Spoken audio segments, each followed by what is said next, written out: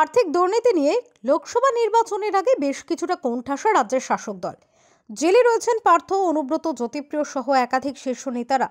এমতাবস্থায় দলের বেশ কয়েকজন শীর্ষ নেতার বিরুদ্ধে আর্থিক দুর্নীতির অভিযোগ তুললেন জঙ্গিপুরের তৃণমূল বিধায়ক জাকির হোসেন।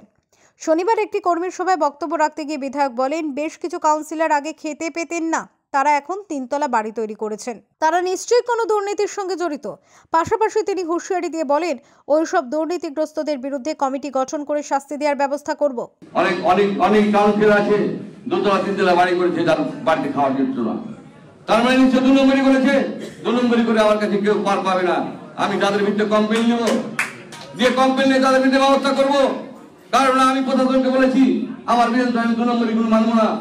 যে হোক, এমএলএ হোক, সভাপতি হোক, যে প্রধান হোক, আমি কোনো কথা শুনবো না। মেম্বার হোক, আমি কিন্তু তাদের বিরুদ্ধে ব্যবস্থা নেব। কারণ আমি যদি না নিই তাহলে মানুষ ডিপ্রাইড হবে, মাননীয় মুখ্যমন্ত্রী বদনাম হবে। জাকির হোসেনের এই বক্তব্য প্রসঙ্গে বিজেপি নেতা ধনঞ্জয় ঘোষ বলেন, জঙ্গিপুরের সব কাউন্সিলরই দুর্নীতিগ্রস্ত। কয়েকদিন আগে 8 কোটি টাকা দুর্নীতির কথা শোনা গিয়েছিল, মানুষই এদের একদিন প্রত্যাখ্যান করবেন।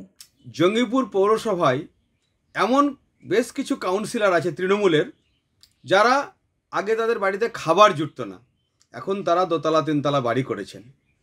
তা আমরা তো বরাবর অভিযোগ করে আসি যে বিভিন্ন পৌরসভা, পঞ্চায়েত, জেলা পরিষদ, তারপরে পঞ্চায়েত সমিতি, সর্বত্র তৃণমূলের দুর্নীতিবাজ নেতারাই টিকিট পায় এবং এরাই পৌরসভাগুলোকে, পঞ্চায়েতগুলোকে শোষণ করে।